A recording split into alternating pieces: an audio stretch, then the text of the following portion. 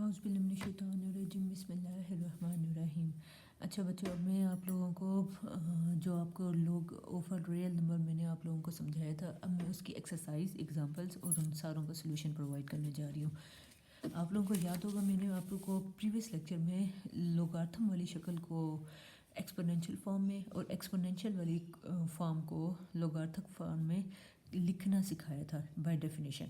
आप लोगों को डेफिनेशन के थ्रू मैंने समझाया था। अब हम उनकी एग्जांपल्स और क्वेश्चन का सोल्यूशन मैं आपको देने जा रही हूँ। सबसे पहली एग्जांपल है, कहता है कन्वर्ट करो। आपके पास लॉगरिथम फॉर्म गिवन है, आपने इसको एक्सपोनेंशियल फॉर्म में कन्वर्ट करना है। आप लोगों को याद होगा, हर किसी का बस नाम याद रखना है। ये है बेस, ये है एक्सपोनेंट, ये है रिजल्ट। तो ना हमारे पास क्या हो गया, ये बेस है। बेस इसको हम एक्सपोनेंशियल फॉर्म में लिखेंगे। आपको सिर्फ लिखने का तरीका बता रहे हैं। ये हमारे पास गिवन है। सॉल्यूशन कह के आपने ये लॉग वाली फॉर्म लिखनी है। इट्स एक्सपोनेंशियल फॉर्म वो क्या होगी, बेस, ये आ गई बेस, एक्सपोनेंट उसकी बेस की पावर 3 और रिजल्ट तो इक्वल की दूसरी साइड पे आ गया 8। बस यही आंसर है।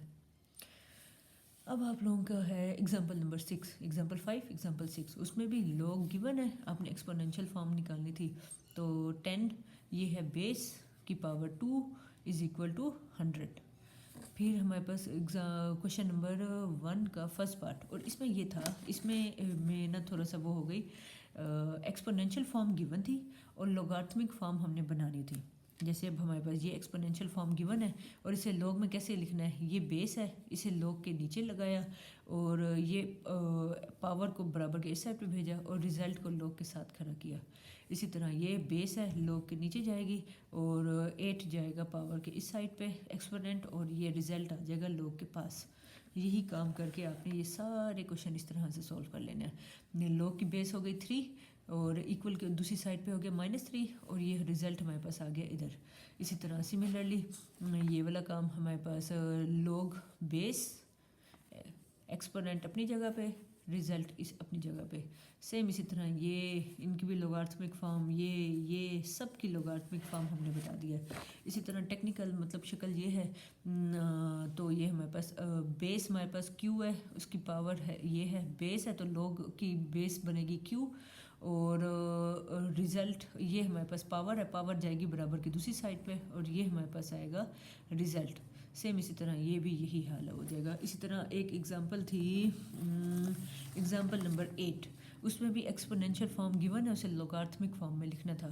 तो बेस आ गया 3 और बराबर की दूसरी साइड पे चला गया 4 और 81 आ गया, 81 आ गया लॉग के साथ। सेम यहाँ पे भी यही काम होगा, बेस आ गया 7 और दूसरी साइड पे इक्वल की दूसरी साइड पर आ गया 0 और यहाँ पर आके खड़ा हो गया 1। और लॉग की बेस जो मर्जी हो, अगर रिजल्ट में 1 खड़ा है ना, आंसर 100% 0 होगा। ये आपकी MCQs ऑब्जेक्टिव बहुत ज़्यादा आएगी। तो ना एक तो ये वाला काम हो गया कि भाई लोगार्थमिक फॉर्म की बना आपने एक्सपोनेंशियल फॉर्म में कन्वर्ट करना है। अब फिर आया क्वेश्चन नंबर 2। इसमें कहता है अब आपको एक्सपोनेंशियल नहीं, अब आपको लॉग वाली फॉर्म गिवन थी और इसको एक्सपोनेंट में लिखना था। तो ना इसके भी सारे पार्ट मैंने किए हैं, आप लोग देख सकते हैं, सारे एक एक क्वेश्चन यहाँ पे सोल्व है। अच्छा ये देखो, लॉग मैंने ये बताया ना, लॉग अगर यहाँ पे 1 होगा तो उसका जवाब 0 होगा, तो इसको एक्सपोनेंशियल फॉर्म में लिखा हुआ है, ये आप भी लिख सकते हैं। अच्छा एक और भी ऑब्जेक्टिव बड़ी इंपॉर्टेंट, ये इंपॉर्टेंट पेपर में आ सकती है, और ये भी अगर बेस और रिजल्ट दोनों सेम होंगे तो पावर हमारा वो जो लॉग होगा तब आंसर उसका 1 होगा।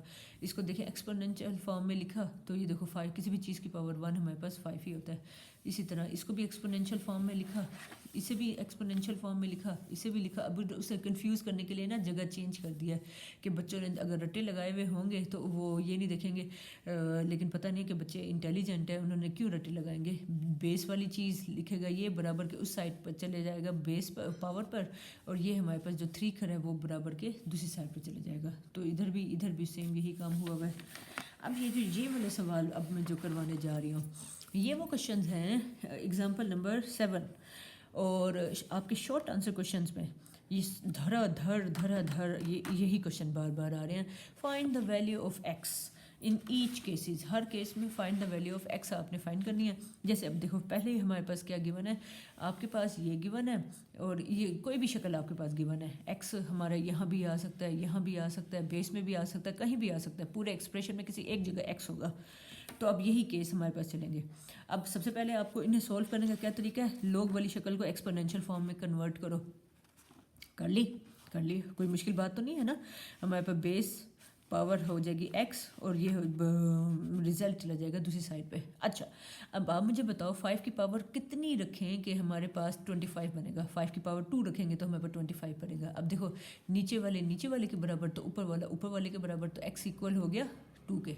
कितना मुश्किल सवाल है, इतने आसान बच्चों वाले सवाल हैं। अच्छा अब अगला देखो, इसका है सेकंड पार्ट। लॉग ये गिवन है और आपने इसको ये देखो, अब लॉग इधर आ गया रिजल्ट वाली जगह पे। अब आप लिखो ज़रा इसको, एक्सपोनेंशियल फॉर्म हमारी क्या बनेगी, 2 raised to the power 6 is equal to x. अब 2 की पावर 6 कितना होता है 64, फिर भी कंफर्म कर लीजिएगा, मेरे ख्याल से हाँ 64 ही होता है। तो ये एक्स का आंसर आ गया। इसी तरह अब देखो क्वेश्चन नंबर 3 है, उसका फर्स्ट पार्ट आपके पास गिवन है, आपने इसको एक्सपोनेंशियल फॉर्म में लिखा, x की पावर 3 हो गया और 64 इस साइड पे चला गया।